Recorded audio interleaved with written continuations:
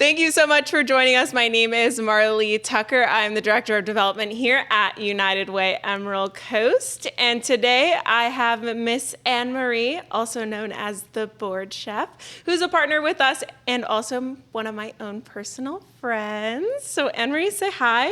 Hello. Thank you for having me. Thank you so much for joining us. I think we texted you maybe 2 hours ago and said, hey, you want to be on this podcast? And I brought you cookies, and now here we are. And the cookies are on display, so if your mouth is not watering yet, they will be soon. Okay, let's do this. So Anne Marie, tell us a little bit about what you do. Why do you get the name The Board Chef? So I am the board chef because I have a specialty in artisan cheese and charcuterie besides my other catering work, and I do a lot on boards. A lot of food on board. So I am the cheese and charcuterie board chef. We love it. Thank you. It's a very cute name. Thank you. It suits you. Sometimes I call you the cheese lady in my own personal and I've heard conversations. charcuterie pronounced every way you possibly can. Oh, I'm sure. Happy to be the cheese lady. Happy to be your cheese lady. Thank Of course, as always. And that's how we met, right? Like, yes. I think I'm just like, who can make cheese in a better way than I can? And I ran across Anne Marie just like on the internet or some like Google reviews or something like that. I don't know what it was. It's been a few years now, but yes, you reached out to me first, and I liked you right off the bat, and we started doing business together, and it has evolved into what I think is a great partnership. Yeah, me too.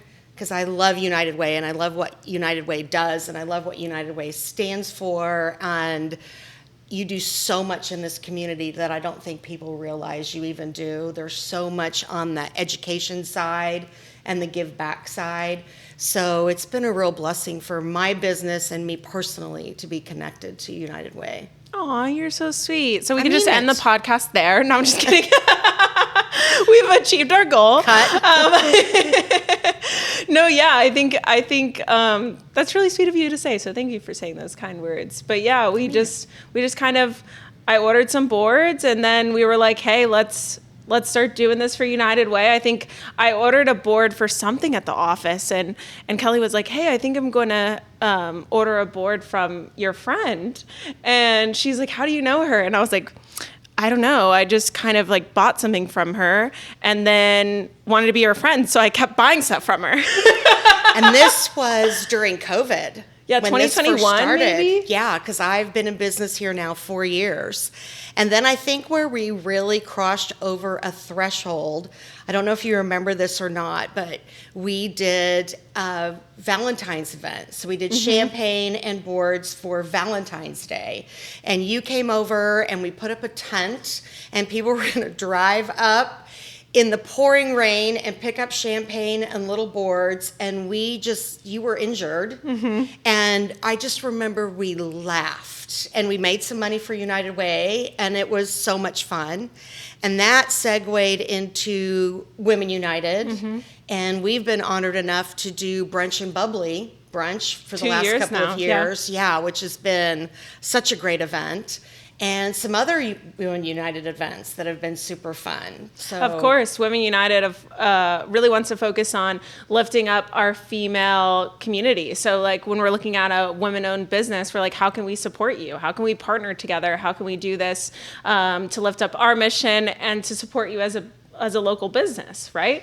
Yes, and I have met other female businesses through United Way, by doing that, offering boards for these events.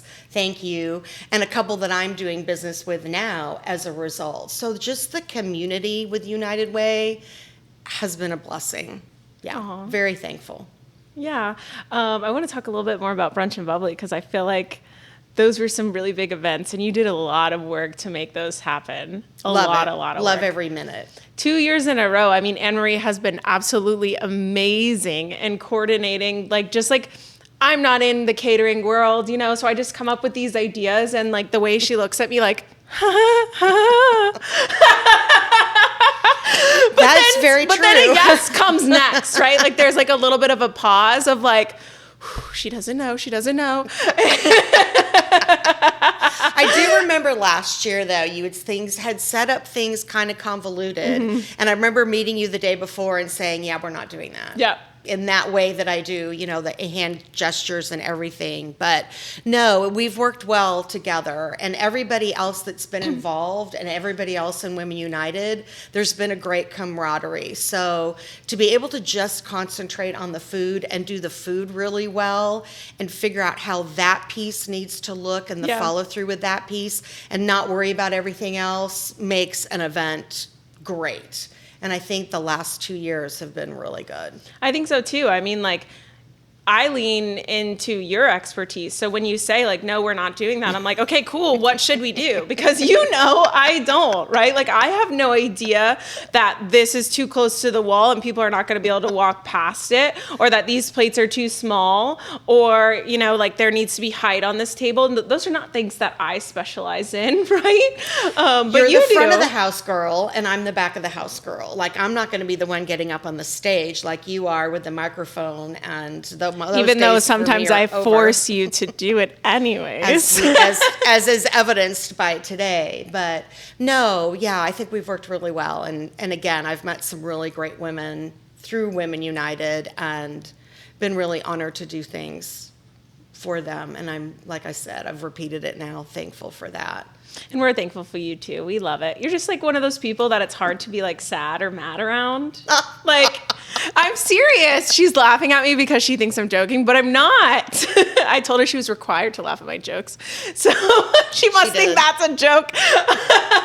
But seriously, like, one of those people where you have a conversation and like you might have like a bad mood, or you might walk in with these other kind of feelings, and then Anne-Marie just kind of like lifts you up. Like, it's just what she does. Like, board chef and therapist. Oh, that's funny. No, let's just make it happen. Yeah. Let's just do it. And I think that we are both in a place in our careers and the jobs that we have that we love so much. You love what you do, clearly, so you make it look easy.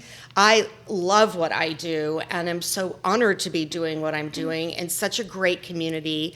I've met such amazing people here. The involvement has been so genuine. So yeah, it makes it easy to form those connections with people you really like that are in positions that they enjoy so much too. So I think that's where that whole connection, therapist connection, if you want to, that's probably why we bonded so well over that Valentine's Day in the rain. Well, yeah, the rain, the injury, all the things put together. Yeah, it was a good day. It was just one of those days that, like, you look back on and you can't help but laugh at the memory. We need to do that again. We should. What did we call that? Valentine's. Oh my goodness! Something fun. Brunch in a box. Brunch in a box. Yeah. And that was super fun. So yeah, I agree. Let's do it again. I think we need to challenge ourselves to do something like that again. Yeah, we love it for Valentine's Day or super fun. Super Bowl. But you're doing some really cool stuff outside of United Way too. Pick one to tell us about. I am doing a lot of different things. It's interesting. The business has taken a little bit of a shift right now. I am doing all the Air Culinaire air chef work for the Little Destin Airport. So it's the Destin field-based operation, the airport that everybody drives by on Airport Road. So I'm doing the chef work for there. And it's been a challenge because obviously you can imagine the requests, but it's been really nice sometimes to put my chef hat back on and do some really fun things. You know, when you're on an airplane, you have no taste buds. So that's why airplane food tastes like cardboard sometimes, because you're so dry. That's why you need to drink so much water when you get on an airplane. I did not know that. Yeah. What do you mean? Because like there's still some things that I don't like. Like flying in general? Or being on a teeny little airplane? Well, those fall into the categories, but I didn't know that. Like, yeah, you're dehydrated when you're on a little airplane like that. I used to do a lot of air chef work when I was in Austin, where I moved from, and a lot of private airplanes there, obviously in and out of Austin. I had to go through a lot of training when I did that there, and learned about how you want to package and how you want to present food, because you eat with your eyes. Yeah. And that's where the real artistic bent of my career took a turn more towards, the pleasing to the eyes, because you want people's to know you want everyone to know that that food is going to taste great before they even begin to eat it. So you want their mouth watering.